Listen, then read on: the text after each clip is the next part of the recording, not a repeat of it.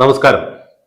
നമുക്കറിയാം F M radio എന്ന് പറയുന്നത് നമുക്ക് വളരെയധികം ഇൻഫർമേഷൻസും അതുപോലെ തന്നെ പല സാഹചര്യങ്ങളും ഒരുപക്ഷെ ഡ്രൈവ് ചെയ്യുന്ന സമയത്തൊക്കെ നമുക്ക് കാറിൽ വളരെയധികം റിലാക്സ് ചെയ്യാനും അതുപോലെ തന്നെ ഇൻഫർമേഷൻസ് അറിയാനും എസ്പെഷ്യലി ഒരു സ്ഥലത്ത് എവിടെയെങ്കിലും ഒക്കെ ട്രാഫിക് ബ്ലോക്ക് ഉണ്ടോ എന്നൊക്കെ അറിയാൻ വേണ്ടിയിട്ടൊക്കെ നമുക്ക് വളരെയധികം സഹായകരമാണ് എഫ് എം റേഡിയോ എന്ന് പറയുന്നത്. ഞാനും സ്ഥിരമായി യാത്ര ചെയ്യുമ്പോൾ എഫ് എം റേഡിയോ കേൾക്കുന്ന ഒരു ശ്രോതാവാണ്. ഈ അടുത്ത സമയത്ത് ട്രാവൽ ചെയ്തപ്പോൾ എന്നെ വളരെ ആകർഷിച്ച രണ്ട് മൂന്ന് അഡ്വർടൈസ്മെന്റുകളെ പറ്റി പറയാൻ വേണ്ടിയിട്ടാണ് ഞാൻ നിങ്ങളുടെ മുന്നിലേക്ക് വന്നിട്ടുള്ളത്. ഈ അഡ്വർടൈസ്മെന്റ് എത്രമാത്രം പോസിറ്റീവാണ്, ചില ആളുകൾക്ക് അത് നെഗറ്റീവ് ആണെന്നുള്ള ഒരു അഭിപ്രായം ഉണ്ടാകാം, ചില ആളുകൾക്ക് അതിനെപ്പറ്റി എതിരഭിപ്രായമൊക്കെ ഉണ്ടാകാം. പക്ഷെ എന്നെ സംബന്ധിച്ചിടത്തോളം ഞാൻ വിലയിരുത്തുന്ന ഒരു കാര്യം എന്ന് പറയുന്നത് ഈ അഡ്വർടൈസ്മെന്റിന്റെ ടാർഗറ്റ് ഓഡിയൻസ് എന്ന് പറയുന്ന, അതായത് ഏതൊരു മാർക്കറ്റിംഗ് ആക്ടിവിറ്റിക്കും ഒരു ടാർഗറ്റ് ഓഡിയൻസ് ഉണ്ടാവും. അതായത് ആരെയാണോ നമ്മൾ ടാർഗറ്റ് ചെയ്യുന്നത്, ഇപ്പോൾ ഒരു ഗോൾഡിന്റെ പരസ്യമാണെന്നുണ്ടെങ്കിൽ ടാർഗറ്റ് ചെയ്യുന്നത് ആഭരണ പ്രിയരായ ആളുകളായിരിക്കും. പൊതുവെ ചിലപ്പോൾ സ്ത്രീകളായിരിക്കാം, അത് പുരുഷന്മാരും ഉണ്ടാകാം.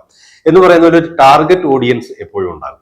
ആദ്യത്തെ പരസ്യം എന്ന് പറയുന്നത് ഒരു ഗോൾഡ് ലോൺ അല്ലെങ്കിൽ സ്വർണ്ണ പണയം നൽകുന്ന ഒരു കമ്പനിയുടേതാണ്. അവരുടെ പരസ്യം ഇങ്ങനെയായിരുന്നു: നമുക്ക് ഗോൾഡ് ലോൺ ആവശ്യമുണ്ടെങ്കിൽ, ഗോൾഡ് കയ്യിലുണ്ടെങ്കിൽ നമ്മളൊരു മെസ്സേജ് അയക്കുകയോ ഒരു SMS അയക്കുകയോ അല്ലെങ്കിൽ ഒന്ന് മിസ്ഡ് കോൾ കൊടുക്കുകയോ ചെയ്തു കഴിഞ്ഞാൽ അവരുടെ റെപ്രസെന്റേറ്റീവ് നമ്മളുടെ വീട്ടിൽ വന്ന് സ്വർണം തൂക്കി അതിനനുസരിച്ചുള്ള പണയം എടുത്തുകൊണ്ട് അതിനനുസരിച്ചുള്ള പണം നമുക്ക് തന്ന് അവർ സ്വർണവുമായിട്ട് തിരിച്ചു പോകും. നമ്മൾ ബാങ്കിൽ പോകേണ്ട ആവശ്യമില്ല. ഇതിനകത്ത് ആളുകളെ കടക്കാരാക്കുന്നു അല്ലെങ്കിൽ സ്വർണം പണയം വയ്ക്കാൻ പ്രേരിപ്പിക്കുന്നു എന്നുള്ള ഒരു വാഗ്വാദം നമുക്ക് ചിലപ്പോൾ വന്നേക്കാം. അതവിടെ നിൽക്കട്ടെ. രണ്ടാമത്തെ പരസ്യം എന്ന് പറയുന്നത് ഓണം ബമ്പറുമായിട്ട് ബന്ധപ്പെട്ടിട്ടുള്ളതായിരുന്നു. ഓണം ബമ്പർ കഴിഞ്ഞു, അതിന്റെ നറുക്കെടുപ്പ് കഴിഞ്ഞു, വിജയികളെ തെരഞ്ഞെടുത്തു. പക്ഷേ എന്നെ ഏറ്റവും അതിശയിപ്പിച്ചിട്ടുള്ളൊരു കാര്യം എന്ന് പറയുന്നത് ഈ ഓണം ബമ്പറിന്റെ പരസ്യം ഹിന്ദിയിൽ തലങ്ങും വിലങ്ങും FM-ൽ കൊടുത്തിട്ടുണ്ടായിരുന്നു. ഹിന്ദി ഭാഷ നമുക്കറിയാം, അത് ആരെയാണ് ടാർഗറ്റ് ചെയ്യുന്നത്? 40 ലക്ഷത്തോളം, ഏകദേശം 40 ലക്ഷത്തോളം വരുന്ന അതിഥി തൊഴിലാളികൾ എന്ന് വിളിക്കുന്ന അന്യ സംസ്ഥാന തൊഴിലാളികൾ നമ്മുടെ സംസ്ഥാനത്ത് ജോലി ചെയ്യുന്നുണ്ട് എന്നാണ് പറയുന്നത്. അപ്പോൾ ഇവരെ ഹിന്ദിയിൽ, സ്വാഭാവികമായിട്ടും നമ്മുടെ മലയാളത്തിലുള്ള ഒരു FM-ൽ ഹിന്ദിയിൽ പരസ്യം കൊടുക്കുക എന്ന് പറഞ്ഞാൽ തീർച്ചയായും അത് ടാർഗറ്റ് ചെയ്യുന്നത് ഇവിടെ ജോലി ചെയ്യുന്ന അന്യ സംസ്ഥാനക്കാരായ ആളുകളെയാണ്.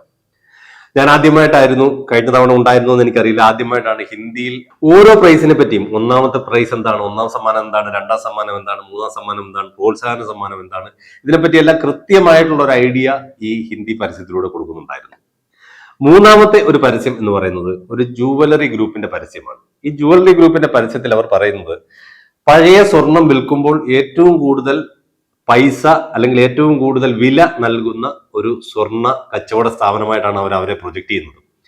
അതിൽ അവർ കൊടുക്കുന്ന ഓഫർ മറ്റൊന്നുമല്ല, കുട്ടികളെ നിങ്ങൾ വിദേശത്തേക്ക് പഠനത്തിന് അയക്കുമ്പോൾ പൈസ തികയാതെ വരികയാണെങ്കിൽ നിങ്ങൾ സ്വർണം വിൽക്കാൻ വരുമ്പോൾ കുട്ടികൾക്ക് ഈ വിദേശ രാജ്യങ്ങളിലേക്ക് പോകാൻ വേണ്ടുന്ന സ്ട്രോളിയും ബാഗും എല്ലാം ഞങ്ങൾ ഫ്രീ ആയിട്ട് നൽകുന്നു എന്നുള്ളതായിരുന്നു അതിലെ പരസ്യവാചകം.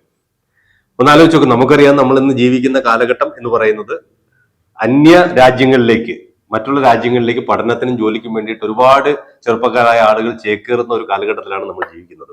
ആ കാലഘട്ടത്തെ മുതലെടുത്തുകൊണ്ട് അല്ലെങ്കിൽ ആ കാലഘട്ടത്തെ ടാർഗറ്റ് ചെയ്തുകൊണ്ട് സ്വർണം വിൽക്കാൻ വരുന്ന, അതായത് വിദേശ പഠനത്തിന് വേണ്ടിയിട്ട് സ്വർണം വിൽക്കാൻ വരുന്ന ആളുകൾക്ക് അവരുടെ കുട്ടികളെ വിദേശത്തേക്ക് അയക്കാൻ വേണ്ടുന്ന അവർക്ക് വരുന്ന സ്ട്രോളി ബാഗും ഒക്കെ ഫ്രീ ആയിട്ട് നൽകുന്നു എന്നുള്ളതാണ് പരസ്യം. ഈ മൂന്ന് പരസ്യവും എടുത്തു കഴിഞ്ഞാൽ ഇതിന്റെ നെഗറ്റിവിറ്റി പോസിറ്റിവിറ്റിയെ പറ്റി ഒന്നും ഞാൻ ഡിസ്കസ് ചെയ്യുന്നില്ല. പല ആളുകൾക്കും പല അഭിപ്രായങ്ങളും ഉണ്ടാവും. പക്ഷേ ഇതിലെ ടാർഗറ്റ് ഓഡിയൻസ് എന്ന് പറയുന്ന ഒരു സംഭവമുണ്ട്. അതായത് മാർക്കറ്റിംഗിലൊക്കെ ഞങ്ങൾ വളരെ കോമൺ ആയിട്ട് യൂസ് ചെയ്യുന്നതാണ്. ആരെയാണ് ടാർഗറ്റ് ചെയ്യുന്നത്? നമ്മളൊരു പ്രോഡക്റ്റ് മാർക്കറ്റിലേക്ക് കൊണ്ടുവരുമ്പോൾ ആരെയാണ് ടാർഗറ്റ് ചെയ്യുന്നത്? അതിനാണ് ടാർഗറ്റ് ഓഡിയൻസ് എന്ന് പറയുന്നത്. ഈ ടാർഗറ്റ് ഓഡിയൻസിനെ നമ്മൾ സൂക്ഷ്മമായി വീക്ഷിക്കുകയാണെങ്കിൽ നമുക്ക് ഒരു കാര്യം മനസ്സിലാവും. അതായത് എത്രമാത്രം മാർക്കറ്റിംഗ് എന്ന് പറയുന്നത് എത്രമാത്രം സസൂക്ഷ്മം നമ്മുടെ മാർക്കറ്റിൽ ഉണ്ടാകുന്ന ചലനങ്ങളെ അല്ലെങ്കിൽ ചേഞ്ചസിനെ വീക്ഷിച്ചുകൊണ്ടിരിക്കുകയാണ്. ആദ്യത്തെ പരസ്യം എടുത്ത് നോക്കൂ. നിങ്ങൾക്ക് സ്വർണം പണയം വെക്കണമെന്നൊരു ആഗ്രഹം നിങ്ങളുടെ മനസ്സിൽ തോന്നിയാൽ ആ നിമിഷം നിങ്ങൾ ഒരു SMS-ഓ അല്ലെങ്കിൽ ഒരു മിസ്ഡ് കോളോ കൊടുത്തു കഴിഞ്ഞാൽ ആള് നിങ്ങളുടെ വീട്ടിൽ വന്ന് പണയം സ്വീകരിച്ച് പൈസയും തന്ന് തിരിച്ചു പോകും. രണ്ടാമത്തെ പരസ്യം നോക്കൂ. ഹിന്ദിക്കാരായ ആളുകളെ അട്രാക്ട് ചെയ്യാൻ വേണ്ടി ഹിന്ദിയിൽ ലോട്ടറിക്ക് പരസ്യം കൊടുക്കുന്നു. മൂന്നാമത്തേത് നോക്കൂ.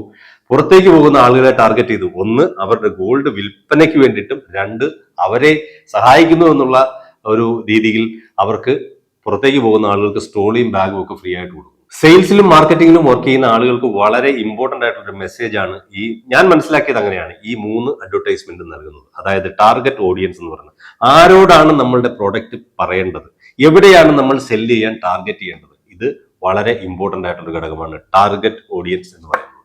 Thank you so much.